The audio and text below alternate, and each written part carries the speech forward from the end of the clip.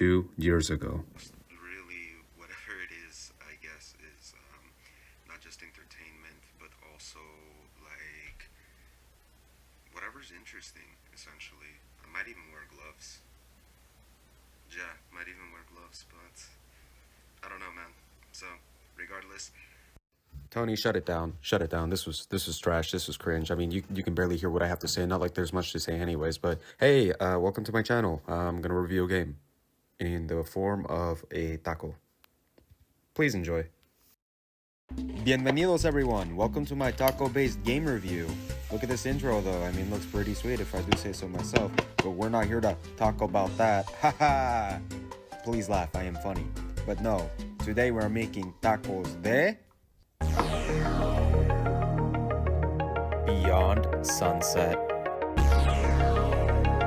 Kyobo, it's me, the guy who's gonna review the game. So just a little disclaimer right here to the 10 people who's gonna be watching this video. This will only be talking about the first 3 episodes of Beyond Sunset and not Prelude Zero, which is the prequel episode to the first 3 episodes. Only because Prelude Zero literally just came out today as of this recording. That being said, the only gameplay footage you're going to be seeing is this one right here on screen, which is, you know, the part where I'm going to be talking about how I won't be talking about Prelude Zero. So yeah, the score does not change for this game because again, I've already written the script and everything, blah, blah, blah, blah, blah. On to the review. Fast-paced retro first-person shooters. Do I either love them or think there's an overabundance of them? Either way, one thing that can be said about these games is that they do hit the nail on the head with the nostalgia factor, even if the game is mid.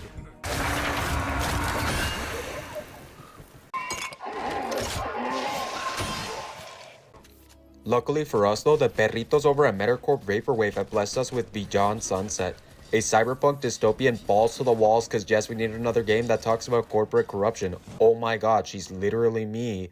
Fast-paced first-person shooter set in a fictional Sunset City, which I can only assume is based in San Francisco. Or at least according to the map that showcases the Bay Area. Not gonna lie, accurate. Look, they got Market Street, the Mission District, and oh hey look, they even got the Tenderloin. Jokes aside, how does this game play? The tortilla holding it all together, so to speak. Well, let's talk about it, shall we? The game is in early access and runs on the GZ Doom engine, which should play fine on most PCs. It has 3 episodes, all unique from one another and with more planned for future release. Also, unique is putting it lightly. These episodes have some really amazing level design. The first episode takes place in Sunset City itself, which is the longest and, in my opinion, the strongest. There is a lot to look at here, and when you think you're almost done exploring the entire city, there's still more to look at. This is my 4th playthrough, and as of this recording for the review, I am still finding something new. It really feels like the developers wanted you to take your time with this level with its immersive sim elements and emphasis on exploration. However, the same can't be said much about the following episodes since they are a bit more direct with their level progression. In episode 2, the main goal here is to go looking for 3 Metacorp admins and are left to wander around the Metacorp building. Not as big as the first episode, it's still fun to explore. Moreover, I do like how each admin department has a theme to it, if that makes sense. Could just be the colors, but yeah, the engineering department feels like a fire temple of sorts. The programming department looks like an alien mothership, but with an Egyptian twist to it. Then finally, the antimatter department has a water level vibe to it. And despite its more linear progression, I still did enjoy the level design here between the departments, which felt like entirely new areas every time I stepped foot in one. Then we get to the 3rd chapter, where the gameplay shifts into a more tower defense direction. Here you fight 6 waves of FBI agents, FBI doges, and mechs, all the while collecting gizmos, which can be used to repair turrets that help you take these guys out.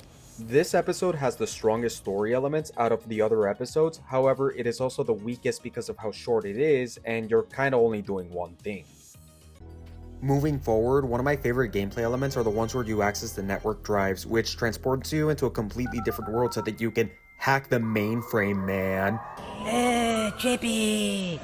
When you're in here, the pace of the game changes completely, but in a good way. It doesn't feel too sudden, and it doesn't disrupt the flow of gameplay. Also, Jesus Christ, this place screeches vaporwave. Look, you got the neon sunsets, the Roman busts, colorful backgrounds, and trippy effects that'll make Young Lean and any 2016 YouTube commentary channel proud. You know, this thing would be much cooler if it had a stage with sakura trees, the Arizona iced tea colors, and Mount Fuji in the background. Huh. Well, I'll be damned. These sections appear in episodes 1 and 2 with a different objective to them. In episode 1, you destroy a crystal to reach the goal while killing cyber demons along the way. In episode 2, they have puzzle-like elements that use the light beam at the beginning of the stage. This feature is not in episode 3 at the moment, but when it was, you were guiding an arrow towards the light. From what the patch notes said back in February, they are reworking these entire sections. I felt a bit mixed about these areas because although fun, you had to do this 7 times to activate the 7 turrets before doing the 6 waves. Yeah, imagine that.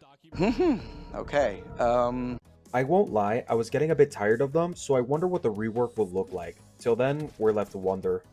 Now, if you couldn't tell, the gameplay is very similar to the current Doom games with fast-paced combat where if you don't move, well, you're dead. In conjunction to this, there's also some RPG elements like upgrading health, getting perks, weapon upgrades which are introduced in episode 2, as well as augmentation abilities that you can buy and upgrade in the same episode. You could choose between 2 augmentations, both freeze and poison, and I went with the freeze because it just felt like the most useful and I could get an easy kill out of using it. Tonight's forecast. A freeze is coming. As far as mobility goes, you got a dash move, a double jump, as well as sliding. You also get a power kill move that replenishes health and ammo coupled with a meter that says when you're able to use it. To fill this meter up, you kill enemies and it even makes a little sound indicating that it is ready. Speaking of enemies, you'll be fighting a variety of them because nothing says California like diversity. These soon to be rest in peace hashtags range from the Yakuza to robots, zombies, soldiers, FBI agents, the fucking Fire Nation, and Facebook. You are given a short variety of weapons to give these guys the smoke however you like. You'll be studying the blade first with a katana, which can also block projectiles if timed correctly with the right mouse button. You can also use it to push enemies if you feel that they are getting a little too close for comfort. No means no, Bill Cosby! From there, you get an energy pistol with infinite ammo and an alternate firing mode that'll shoot a slower projectile but turns whoever's unlucky enough to get in the way into a pile of blood, which also has the added benefit of replenishing your kill meter much faster. One thing I do like about this pistol is that they actually give you some incentive to use it because you'll be facing enemies with these shields who are a bit and a half the damage if you don't use the alternate firing mode, which knocks the shield off immediately. Up next is the good old-fashioned shotgun, which has At the the right right range range with and the right load will that- physically remove a chunk of off your opponent and throw that on the floor. Dios mío, I won't lie, this shotgun here does exactly that. It's got a crisp sound and it shoots beautifully. The alternate firing mode for this thing is a grenade launcher which can stick onto opponents and explodes after 3 seconds, much like the one in Doom. Explosion wise for me though, it's meh, it's aight. Finally, we got the machine gun, a true American staple that'll make even the proudest patriot ask what the f is a kilometer. It does the job well and has a great firing rate. The alternate firing mode for this are micro missiles, which admittedly I use more than the grenade launcher in this shotgun. All in all, the weapons are metal, geared, and solid for juice, and although I preferred some more than others, I did have the right one for the right situation. Honestly, I feel like the one weapon that's missing is maybe like a rocket launcher or something similar to the BFG where you can use to clear house, but other than that, I'm satisfied with what we have at the moment. I was always plenty stacked on ammo too, and even if I wasn't, the power kill move had me covered, as well as these robot thingies that were basically health and ammo depots. Pues bueno banda, to make a long story short, the overall gameplay of Beyond Sunset is very enjoyable. However, I do have some criticisms and I will go through these criticisms episode by episode, starting with episode 1. In episode 1, there is a nightclub called The Wave, which is where you go to progress through the story. Hint hint, things go south and now you gotta shoot your way out. Sounds easy enough, right? Well, it would be if these fucking club goers didn't keep getting in the way of the crossfire. Now, in all fairness, there is a fire alarm you can push so that all the club goers can leave it before you go in guns blazing. But even then, the first time I did this, I found this very annoying. Another glitch I encountered were these invisible zombies that appeared in both the mall and in the quarantine zone. Now, this wasn't too bad because I noticed that they would stay in one place, but even then it got confusing to see a random power kill icon in the middle of the screen. Episode 2 had some dialogue option glitches like the ones you see on screen. Anytime I try to get Balthazar to talk about Casper, he would only talk about Melchior. Melchior had the same glitch as well. Also, when I came up to Balthazar, I was hit with this. Make what you will with that, but other than these glitches, there wasn't anything game-breaking with episode 2. My criticisms for episode 3 is that I encountered a glitch where I will get to wave 6, but then still do wave 6 again. Here, just watch on screen.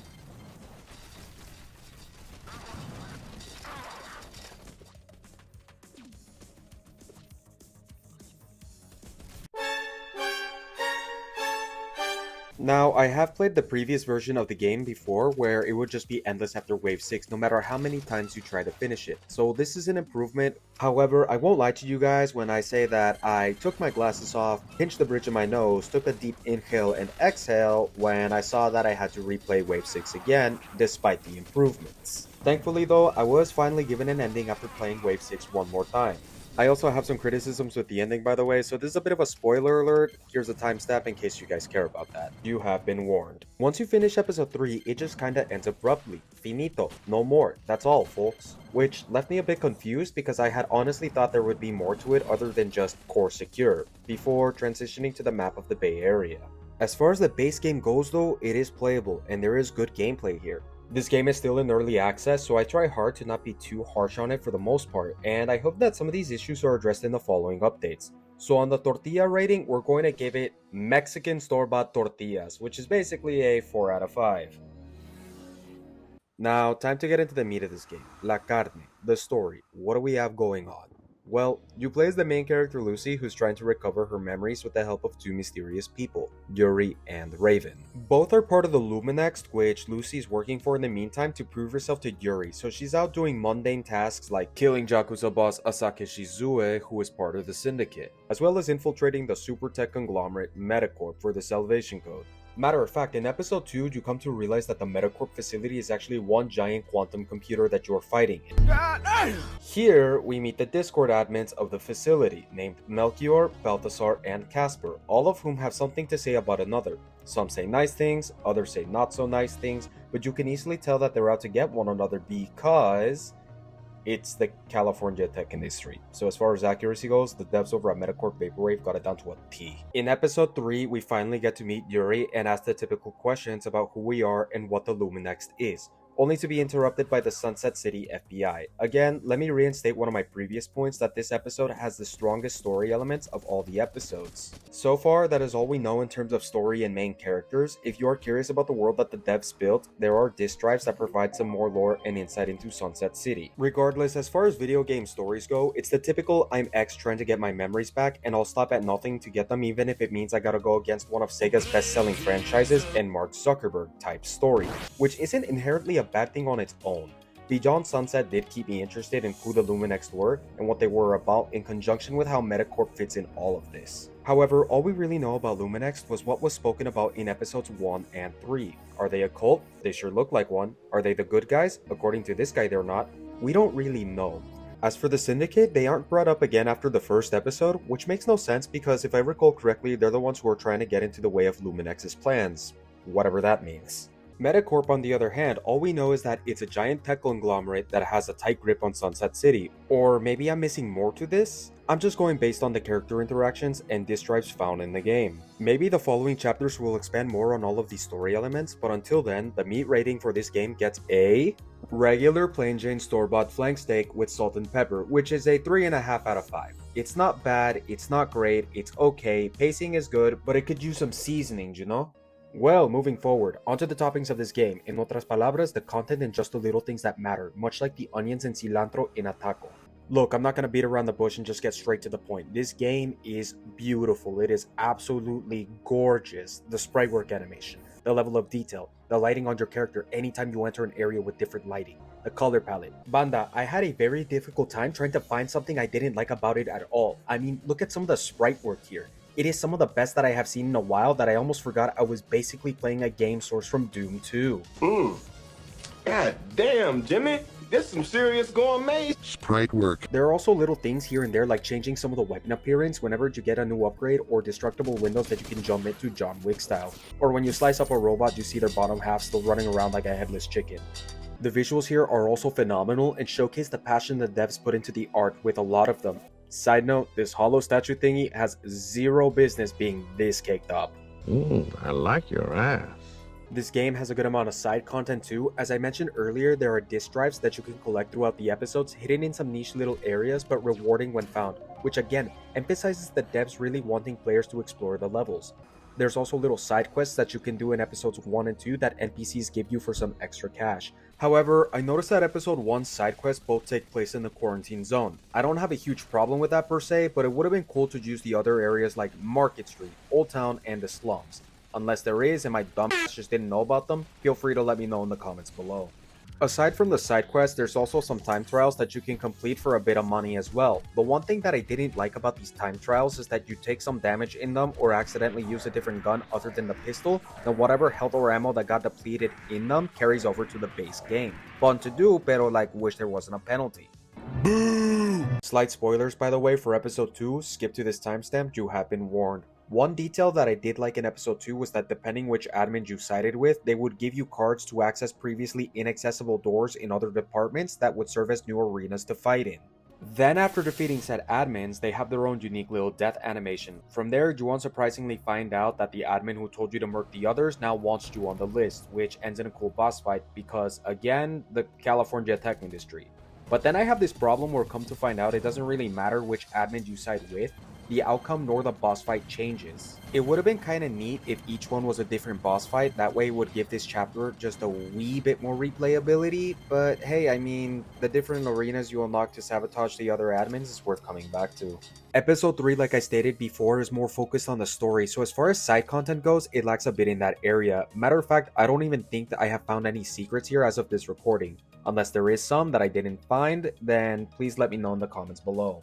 As far as the toppings rating goes for this, man, this was tough honestly. I wanted to give this a 5 out of 5 because again, it is a beautiful game with amazing sound design, artwork, and attention to details that all fall in place graciously. The things that are holding it back though in my opinion are episode 1's side quest only taking place in the quarantine zone, episode 2's choice making, and episode 3 lack of content in the form of secrets. Again, if I missed some, please tell me. Despite it all though, the pros outweigh the cons here, so this gets a rating of 4.5 out of 5, which is just cilantro and onion but no lime. 5 out of 5 would have the Mexican Holy Trinity.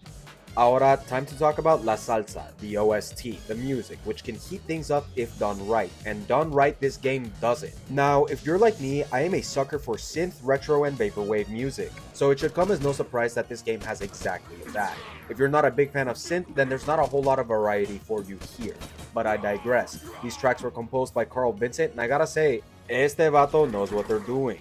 No track feels boring, and I've even caught myself doing a little shimmy in my chair while letting bullets fly, cause nothing says killer dance moves like synth music and machine gun rounds in a dystopian neon future set in America.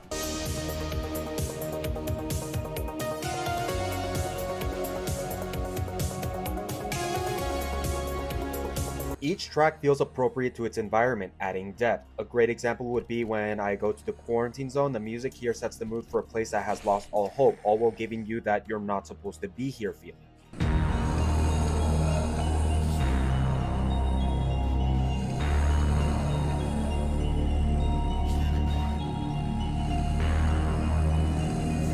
Another is when I'm in the network. The soundtrack has a more relaxed digital sound that pairs well with its 8-bit sound effects, while its counter melody reminds you that you're in a hostile environment.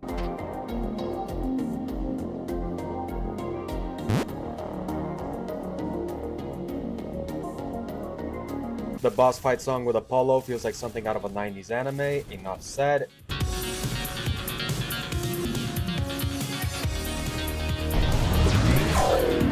Episode 3's song, As You Fight the FBI, incorporates police sirens, giving it a Miami Vice twist to it.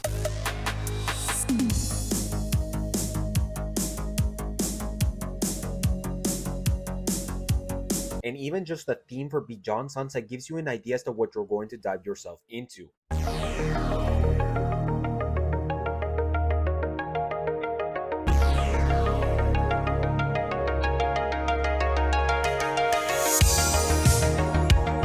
My only gripe with the music is that in episode 2, they missed the opportunity to give each department their own theme music. It's not necessarily a must, but it'd be nice to have. Moreover, episode 3 has like 2 songs I think. Once more, short episode. All in all, this segment I left short because I really couldn't find anything else to say about the OST other than it is amazing and had me looking for it on YouTube. Which by the way, if you like the music, it is now available for purchase on Steam. Is it the most perfect, mind-blowing soundtrack in the world? Maybe not entirely, but it is enjoyable to listen to and it passes the vibe check. So as far as the salsa rating goes, it is essentially fresh, homemade salsa that burns the mouth just enough to give it that kick while not being too overpowering for the rest of the ingredients, or a 4.5 out of 5 to give you an idea. Okay, we got all of the ingredients. What would this game look like as a taco? Well, let me show you.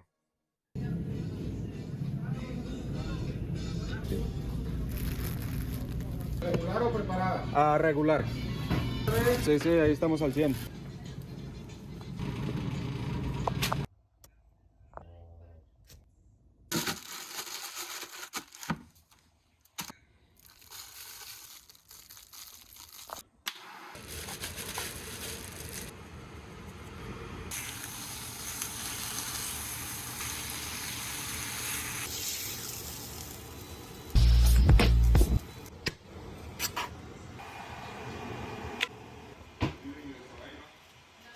Well, damas y caballeros, here they are. The tacos de Beyond Sunset. They look pretty good. Let's see if they taste just as good. All right, I'm gonna grab that middle one right there.